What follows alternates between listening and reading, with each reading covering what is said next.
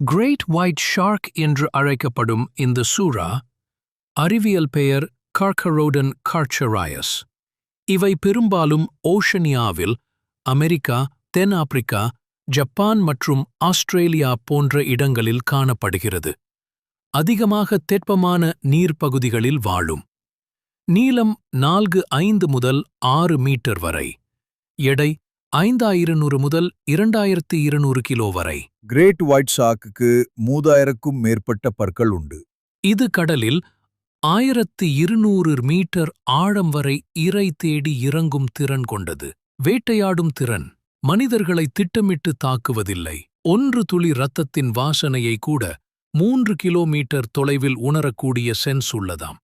அதனால்தான் இது bloodhound of the ocean என்ற பெயருடன் அழைக்கப்படுகிறது. வாழ்நாள். இந்த ஷார்க் பற்றி உங்களுக்கு என்ன தெரியும்னு கமெண்ட்ல சொல்லுங்க.